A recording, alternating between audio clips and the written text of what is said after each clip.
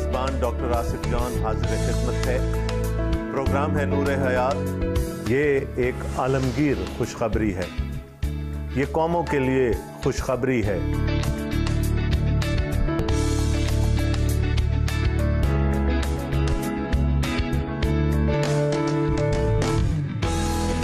وہ شخص آنے والا ہے جو مجھ سے زوراور ہے، میں اس لائق نہیں کہ جھک کر اس کی جوتیوں کا تسمہ کھولوں۔ یہاں پر تو دو عالم کا بادشاہ دنیا میں آنے کو ہے، تو پھر کیسے ممکن تھا کہ اس کے آگے کوئی ہرکارا نہ آتا؟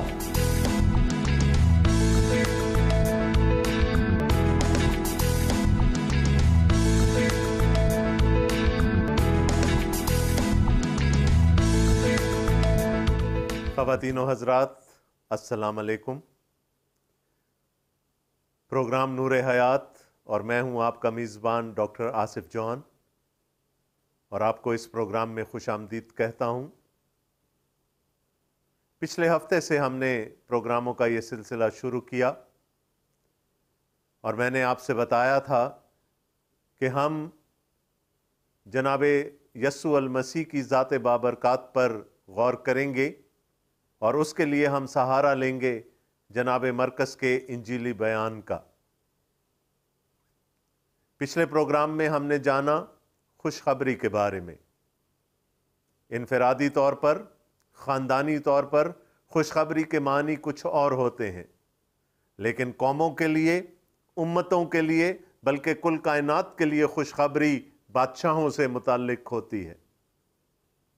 کسی ولی عہد یا شہزادے کی پیدائش، کسی بادشاہ کی تخت نشینی، یہ سب قوموں کے لیے خوشخبریاں ہیں، اور ان کے پیچھے توقع ایک ہی ہے کہ جب بھی نیا بادشاہ آئے گا وہ امن اور خوشحالی لائے گا، اس کے دور میں سلامتی ہوگی، مخلصی ہوگی، لوگوں کے لیے خوشی اور شادمانی ہوگی۔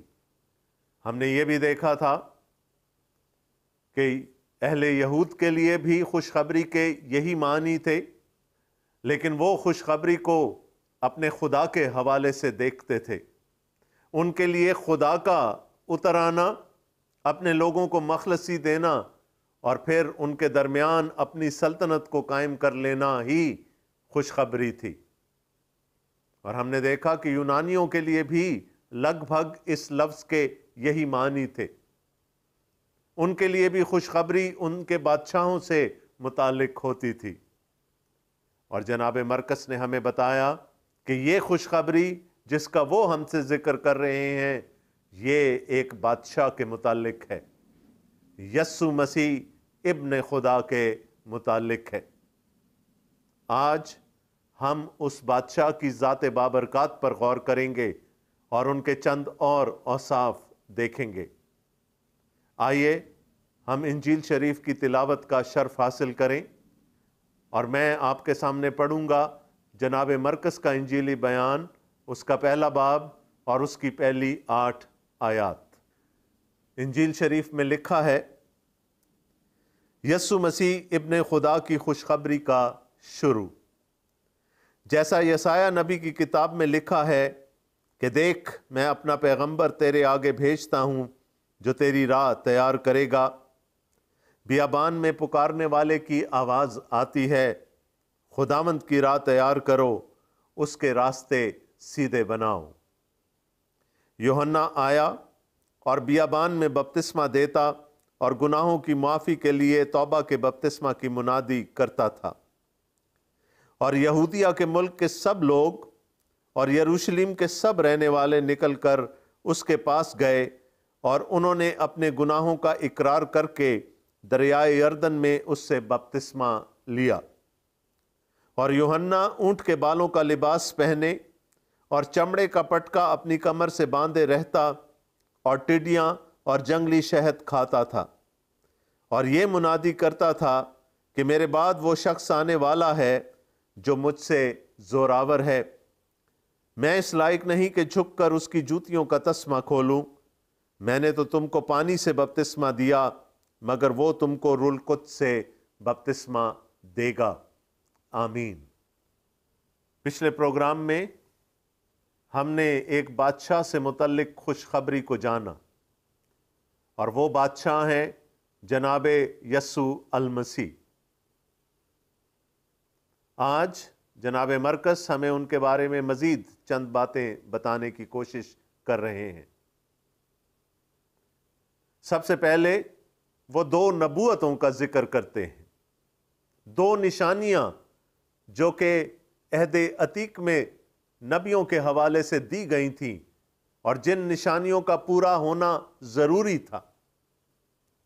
یہاں پر ہمیں بتایا جا رہا ہے کہ یہ نبوتیں حضرت اشعیا سے متعلق ہیں، لیکن حقیقتاً ایک نبوت کا تعلق حضرت اشعیا سے ہے اور دوسری نبوت کا تعلق حضرت ملاکی سے۔ لیکن جس طرح سے اس زمانے کے اہل یہود کا دستور تھا کہ اگر ایک سے زیادہ نبیوں کی نبوتوں کا ذکر ہوتا تو پھر بڑے نبی کے حوالے سے ان کا ذکر کیا جاتا تھا۔ نبوت کیا تھی؟ نشانی کیا تھی؟ حیران کن بات یہ ہے کہ وہ نشانی اس بادشاہ سے متعلق نہیں تھی، بلکہ یہاں پر جو دونوں نبوتوں کا ذکر ہو رہا ہے ان میں ایک اور شخصیت کا ذکر ہمارے سامنے آتا ہے، اور وہ شخصیت ایک نبی کی ہے، ایک رسول کی ہے۔ وہ رسول، وہ نبی جس کو اس بادشاہ سے پہلے اس کے ہرکارے یا اس کے نقیب کے طور پر آنا تھا۔ اور اگر ہم ان دونوں نبوتوں میں سے پہلی نبوت کو دیکھیں جو جناب ملاکی کی معرفت ہم تک پہنچی تھی، وہاں لکھا ہے، دیکھ میں اپنا پیغمبر تیرے آگے بھیجتا ہوں جو تیری راہ تیار کرے گا۔ اس بادشاہ کے آنے کے لیے ایک نشانی بتائی گئی تھی، اور وہ نشانی یہ تھی کہ اس بادشاہ کے آنے سے پہلے ایک پیغمبر آئے گا، اور اس پیغمبر کا کام ان کے لیے راہ کو تیار کرنا ہوگا۔ آئیے ہم ملاکی نبی کے صحیفے میں سے اس آیت کو پڑھتے ہیں تاکہ اس کے معنی اور گہرے طور پر ہم پر واضح ہو جائیں۔ جناب ملاکی کا نبوتی بیان اور اس کا 3 باب اور اس کی پہلی آیت میں لکھا ہے، دیکھو میں اپنے رسول کو بھیجوں گا اور وہ میرے آگے راہ درست کرے گا، اور خداوند جس کے تم طالب ہو ناگہاں اپنی ہیکل میں آ موجود ہوگا۔ ہاں، عہد کا رسول جس کے تم آرزو مند ہو آئے گا، رب الافواج فرماتا ہے۔ تو ایک رسول کے، ایک عہد کے رسول کے آنے کا ذکر یہاں پر ہو رہا ہے۔ اور دوسری نبوت میں لکھا گیا جو کہ حضرت اشعیا سے متعلق ہے، بیابان میں پکارنے والے کی آواز آتی ہے کہ خداوند کی راہ تیار کرو، اس کے راستے سیدھے بناؤ۔ نشانی یہ تھی کہ ایک پیغمبر، ایک رسول آئے گا، بادشاہ سے پہلے آئے گا، اس کی آمد کا اعلان کرے گا۔ اور اگلی ہی آیت میں جناب مرکز کہتے ہیں، یوحنا آیا، یعنی حضرت یحییٰ تشریف لے آئے۔ اور حضرت یحییٰ کے آنے کا مطلب یہ تھا کہ وہ بادشاہ جو ان کے بعد آنے والا ہے اور اپنی سلطنت کو قائم کرنے والا ہے، اب زیادہ دور نہیں ہے۔ نشانی بتا دی گئی، نشانی پوری ہو گئی۔ اب اس میں کسی قسم کا بھی کوئی خدشہ نہیں تھا کہ وہ بادشاہ آنے والا ہے۔ نشانی کو ہم نے دیکھا، جناب مرکز اس بادشاہ کی شخصیت کے متعلق ہمیں بتاتے ہیں۔ ابھی جناب ملاکی کے صحیفے سے جو اقتباس میں نے آپ کے سامنے تلاوت فرمایا، اس میں لکھا تھا، میں اپنے پیغمبر کو، میں اپنے رسول کو اپنے آگے بھیجوں گا۔ یہ خدا تعالیٰ کا ارشاد ہے۔ خدا تعالیٰ نے کہا کہ جب میں خود آؤں گا تو میرا پیغمبر، عہد کا رسول میرے آگے میری راہ درست کرنے کے لیے آئے گا۔ پچھلے پروگرام میں نے آپ کو بتایا تھا کہ یہودیوں کے لیے خوشخبری، خدا کا ان کے درمیان اتر آنا، ان کو مخلصی دینا، اور پھر ان کے درمیان اپنے تخت کو قائم کرنا، اپنی سلطنت کو قائم کرنا تھا۔ خدا آنے والا تھا، پیغمبر آ گیا، راہ درست کرنے کے واسطے عہد کا رسول آ گیا۔ تو جناب مرکز ہمیں یہ بتانا چاہ رہے ہیں کہ وہ آنے والا کوئی عام بادشاہ نہیں ہے، وہ آنے والا ابن خدا ہے، وہ اپنے اندر الوہیت رکھتا ہے، وہ الہی ہے۔ دوستو، یہ تھی اس بادشاہ کی شخصیت۔ 8ویں آیت میں جناب مرکز فرماتے ہیں کہ حضرت یحییٰ نے کہا کہ میں نے تو تم کو پانی سے بپتسمہ دیا، وہ تم کو روح القدس سے بپتسمہ دے گا۔ روح القدس سے بپتسمہ کون دے سکتا ہے؟ روح القدس خود اپنی ذات میں الہی ہے، اور خدا ہی روح القدس دے سکتا ہے۔ یہ تھی اس بادشاہ کی شخصیت۔ اب آئیے تھوڑی دیر کے لیے ہم اس بادشاہ کے نبی، اس کے نقیب، اس کے ہر کارے پر غور کریں۔ جناب مرکز ہمیں بتاتے ہیں کہ حضرت یحییٰ آ گئے۔ اب وہ کیسے تھے؟ حضرت یحییٰ عہد عتیق کے، پرانے عہد کے سب سے آخری نبی تھے۔ ان کے سامنے پرانا عہد اپنے اختتام تک پہنچ رہا تھا اور نیا عہد شروع ہونے والا تھا۔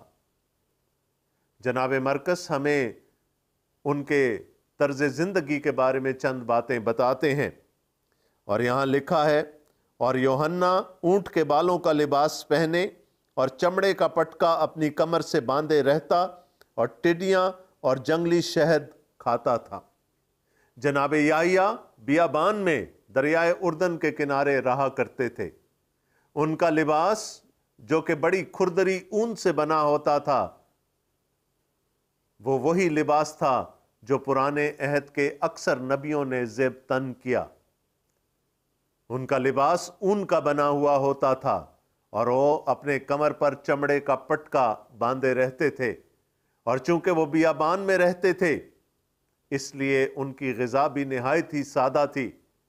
وہ ٹڈیاں کھاتے تھے، اور موسوی شریعت کے مطابق ٹڈی وہ واحد کیڑا ہے جس کو کہ کھایا جا سکتا ہے، جو پاک ہے، جو حلال ہے۔ اور شہد کھاتے تھے، اور شہد تو اپنی ذات میں بہت ساری خوبیاں رکھتا ہے۔ حضرت یحییٰ کا لباس بھی نبیوں والا تھا، ان کی خوراک بھی نبیوں والی تھی، اور وہ پرانے عہد کے اکثر نبیوں کی طرح رہتے بھی بیابان میں تھے۔ یہ وہ نبی ہے جس کو کہ بادشاہ کا ہرکارہ بن کر آنا تھا۔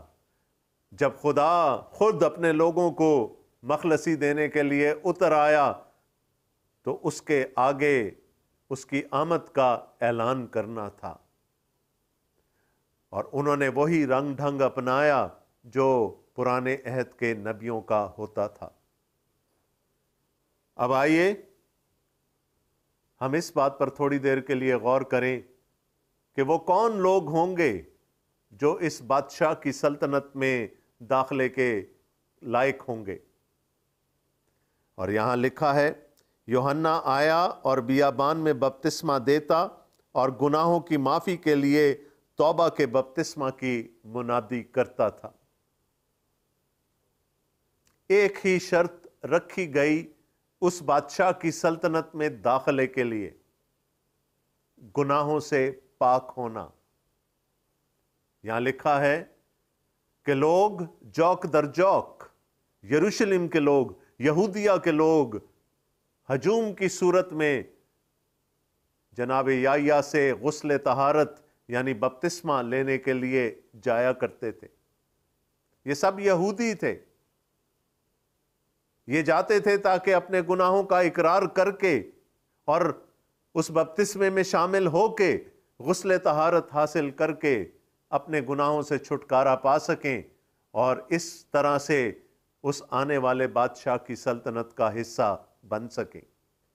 ایک بات آپ کو بتاؤں، یہودی بپتسمہ سے نفرت کرتے تھے، وہ غسل طہارت سے نفرت کرتے تھے، کیونکہ ان کے لیے صرف غیر قوموں کو غسل طہارت دینا جائز تھا۔ جب کوئی غیر یہودی ہونا چاہتا تھا، یہودیت کے دائرے میں داخل ہونا چاہتا تھا، تو اس کو 3 کام کرنے پڑتے تھے۔ اس کو ختنہ کروانا پڑتا تھا، اس کو بپتسمہ لینا پڑتا تھا یعنی غسل طہارت، اور اس کو قربانیاں چڑھانی پڑتی تھیں۔ تو یہ صرف غیر یہودیوں کے لیے یہودیت کے دائرے میں داخل ہونے کی شرط تھی، اور اس وجہ سے یہودی بپتسمہ سے یعنی غسل طہارت سے نفرت کرتے تھے۔ لیکن جب جناب یحییٰ نے اپنی نبوت کا آغاز کیا اور انہوں نے لوگوں پر یہ ظاہر کرنا شروع کر دیا کہ آنے والے بادشاہ کی بادشاہی میں داخلے کی ایک ہی شرط ہے کہ گناہوں کی معافی کے لیے غسل طہارت حاصل کیا جائے، تو یہودی جوک در جوک ان کے پاس تشریف لے کر آئے۔ ان کو یہ خدشہ تھا کہ کہیں وہ اس بادشاہ کی بادشاہی سے باہر نہ رہ جائیں۔ اس بادشاہ کی بادشاہت میں داخلے کی ایک ہی شرط بیان کی گئی، اور وہ تھی گناہوں سے خلاصی۔ اب آئیے ہم اس بادشاہ کی عظمت پر غور کرتے ہیں۔ جناب یحییٰ، جن کے بارے میں خود جناب یسوع المسیح نے فرمایا تھا کہ جتنے عورتوں سے پیدا ہوئے ہیں ان میں یحییٰ سب سے بڑے ہیں، اور یہ ارشاد جناب یسوع المسیح کا تھا۔ انہوں نے کہا کہ تمام انسانوں میں سے بلند مرتبت ذات جناب یحییٰ کی ہے، اور یہ اس لیے نہیں تھا کہ جناب یحییٰ کی ذات میں خود کوئی خوبی تھی یا کوئی ایسی بات تھی جو دوسرے انسانوں میں نہ تھی۔ یہ صرف ان کے منصب کی وجہ سے تھا کہ ان کو اتنی فضیلت ملی۔ حضرت یحییٰ اس لیے بلند مرتبت تھے کہ جو کام ان کو کرنے کے لیے دیا گیا وہ کام سب سے بڑا کام تھا۔ تاریخ انسانی میں کسی اور کو وہ کام تفویض نہیں کیا گیا، جناب یحییٰ کو چنا گیا کہ وہ اس بادشاہ کے نقیب کے طور پر اس دنیا میں تشریف لائیں۔ ان سے بڑے لوگ ہوں گے، مرتبے میں بڑے لوگ ہوں گے، عہدے میں بڑے لوگ ہوں گے، تعلیم میں ان سے بڑے لوگ ہوں گے، لیکن جو کام ان کو کرنے کے لیے دیا گیا وہ کام سب کاموں میں افضل تھا۔ اس لیے جناب یسوع المسیح نے فرمایا کہ جتنے عورتوں سے پیدا ہوئے ہیں یحییٰ ان میں سب سے بڑے ہیں۔ اب آئیے دیکھیں کہ وہ جن کو یسوع المسیح نے بڑا کہا وہ ان کے بارے میں کیا کہتے ہیں۔ جناب یحییٰ نے فرمایا، میرے بعد وہ شخص آنے والا ہے جو مجھ سے زوراور ہے، میں اس لائق نہیں کہ جھک کر اس کی جوتیوں کا تسمہ کھولوں۔ میں نے تو تم کو پانی سے بپتسمہ دیا، مگر وہ تم کو روح القدس سے بپتسمہ دے گا۔ میں نے آپ سے فرمایا تھا کہ جناب یحییٰ تاریخ کے سنگم پر کھڑے ہیں، ان کی ذات میں پرانا عہد ختم ہو رہا ہے اور وہ اپنے سامنے نئے عہد کو طلوع ہوتے ہوئے دیکھ رہے ہیں، اور جب وہ کہتے ہیں تو وہ پورے پرانے عہد کے نبیوں کی نمائندگی کرتے ہوئے کہتے ہیں کہ جو میرے بعد آتا ہے وہ مجھ سے زوراور ہے۔ وہ جو بعد میں آنے والا ہے اس نے کہا کہ انسانوں میں سب سے بڑا یحییٰ ہے، اور یحییٰ یہ فرماتے ہیں کہ جو میرے بعد آتا ہے وہ مجھ سے زوراور ہے، اور زوراور کیوں نہ ہو، وہ ابن خدا ہے، خدا خود اتر آیا ہے تاکہ اپنے لوگوں کو مخلصی دے سکے۔ انسان کتنا بھی بڑا کیوں نہ ہو جائے وہ خدا کا مقابلہ نہیں کر سکتا۔ اور اس فرق کو جناب یحییٰ یوں بیان کرتے ہیں کہ میں تو اس لائق بھی نہیں کہ جھک کر اس کی جوتیوں کا تسمہ کھول سکوں۔ یہودی معاشرے میں کسی کے پاؤں کو چھونا، کسی کی جوتی کو ہاتھ لگانا بہت معیوب سمجھا جاتا تھا۔ یہاں تک کہا جاتا تھا کہ اگر شومی قسمت سے یا تنگی حالات سے کوئی یہودی غلامی میں چلا جائے تو وہ اس شرط پر جائے گا کہ وہ کبھی بھی اپنے مالک کے پاؤں نہیں چھوئے گا یا اس کی جوتی کو ہاتھ نہیں لگائے گا۔ شاگرد بھی کبھی اپنے استاد کے پاؤں کو یا جوتی کو نہیں چھوتے تھے۔ اور یہاں پر جناب یحییٰ فرماتے ہیں کہ کاش میں اس کی جوتی چھو سکوں، کاش میں اس کی جوتی کا تسمہ کھول سکوں، کیونکہ میں تو اس قابل بھی نہیں کہ اس کے پاؤں کو ہاتھ لگا سکوں۔ کہاں وہ اور کہاں میں؟ اور پھر وہ کہتے ہیں کہ میں نے تو تم کو پانی سے بپتسمہ دیا، مگر وہ تم کو روح القدس سے بپتسمہ دے گا۔ وہ مجھ سے کس قدر افضل ہے کہ جو کام میں نے کیا اس سے کئی گنا زیادہ بڑا کام وہ کرے گا۔ اور روح القدس خود خدا ہے، اور انسان خدا کو نہیں دے سکتا، صرف خدا ہی خدا کو دے سکتا۔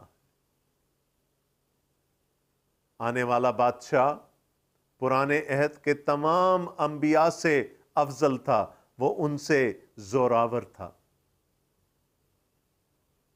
جناب مرقس نے ہمیں بتایا کہ یہ خوشخبری ایک بادشاہ سے متعلق ہے۔ انہوں نے ہمیں یہ بھی بتایا کہ وہ بادشاہ خود خدا ہے، جو کہ اپنے لوگوں کو بچانے کے لیے اس دنیا میں آیا ہے۔ انہوں نے ہمیں یہ بھی بتایا کہ اس کے لیے جو نشانی رکھی گئی تھی عہد عتیق میں، وہ جناب یحییٰ کی صورت میں پوری ہو گئی۔ جناب یحییٰ نے آ کر ان کے لیے راہ کو تیار کرنا شروع کر دیا، ان کی آمد کا اعلان کرنا شروع کر دیا۔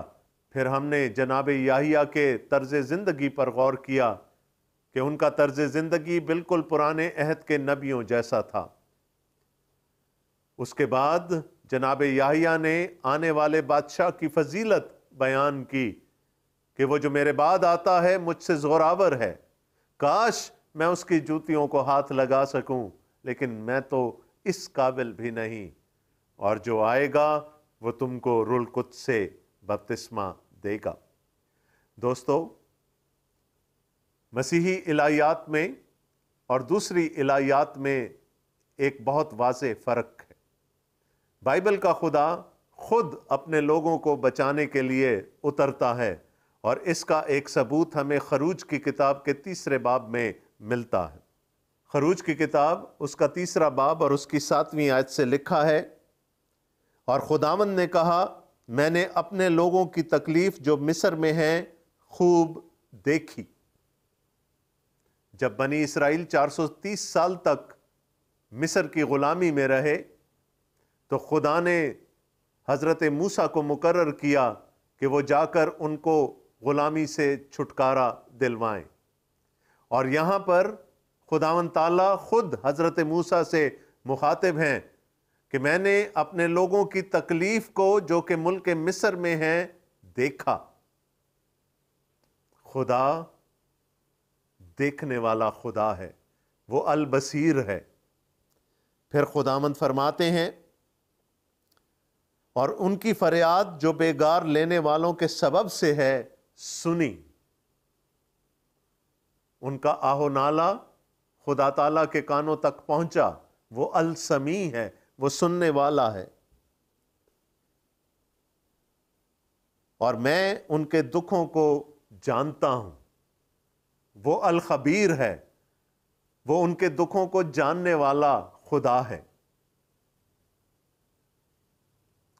سو اس سمیع خدا نے، اس خبیر خدا نے اور اس بصیر خدا نے اپنے لوگوں پر کرم کی نظر کی، اور پھر جو کچھ خدا تعالیٰ نے فرمایا وہ نہایت حیران کن ہے۔ خدا تعالیٰ نے کہا اور میں اترا ہوں، اور میں اترا ہوں کہ ان کو مصریوں کے ہاتھ سے چھڑاؤں۔ میں اترا ہوں۔ خدا تعالیٰ فرماتے ہیں کہ میں خود زمین پر آ گیا ہوں تاکہ اپنے لوگوں کو غلامی سے چھٹکارا دلوا سکوں۔ بائبل کا خدا خود اپنے لوگوں کو چھڑانے کے لیے آتا ہے۔ پچھلے پروگرام میں ہم نے جانا تھا کہ جب بنی اسرائیل بابل کی غلامی میں چلے جائیں گے تو تب بھی خدا خود اتر کر ان کو وہاں سے چھڑوا کر لائے گا۔ اور پرانے عہد میں مختلف انبیاء کے وسیلے سے خدا تعالیٰ نے یہ فرمایا کہ میں خود اتروں گا تاکہ اپنے لوگوں کو گناہوں کی دلدل سے نکال سکوں، ان کو چھٹکارا دے سکوں، ان کو اپنی سلطنت میں شامل کر سکوں۔ اور جناب مرکز فرماتے ہیں کہ وہ بادشاہ آ گیا، اس سے پہلے آنے والا پیغمبر آ گیا، اس سے پہلے آنے والا عہد کا رسول آ گیا۔ تو اس کا مطلب ہے کہ وہ بادشاہ یعنی یسوع مسیح ابن خدا اب آنے کو ہے۔ اور پھر یسوع مسیح کے بارے میں انہوں نے ہمیں چند باتیں بتائیں۔ دوستو، ہم اسی ذات بابرکات کے بارے میں جاننے کی سعی کر رہے ہیں، اور اس کے لیے ہم جناب مرکز کے انجیلی بیان کا سہارا لے رہے ہیں۔ اگر آپ کے پاس انجیل شریف نہیں ہے تو ہم چاہیں گے کہ آپ اس کو حاصل کریں، اور اگر آپ چاہتے ہیں کہ ہم آپ تک انجیل شریف کا نسخہ پہنچائیں تو آپ ہمیں لکھ بھیجئے، ہم صحیح کریں گے کہ انجیل شریف آپ کے ہاتھوں تک پہنچ جائے۔ پروگرام کے آخر میں ہماری کانٹیکٹ ڈیٹیلز آپ کے سامنے آئیں گی۔ ہمارا فون نمبر، ہمارا ای میل ایڈریس، ہمارا اسکائپ ایڈریس اور ہمارا فیس بک ایڈریس آپ کے سامنے آئے گا۔ آپ ان میں سے کسی بھی ذریعے سے ہم سے رابطہ کر سکتے ہیں۔ اگر ان 2 پروگراموں کے بعد آپ کے ذہن میں کوئی سوال ابھرا ہو یا آپ کے ذہن میں کوئی مفید مشورہ ہمارے لیے آیا ہو، ہچکچائیے گا مت، ہم سے رابطہ کیجیے گا، ہمیں آپ کے رابطے کا انتظار رہے گا۔ اگلے پروگرام میں ہم اس بادشاہ کی تخت نشینی پر، تاج پوشی پر بات کریں گے۔ تب تک کے لیے اجازت دیجیے گا۔ خدا حافظ۔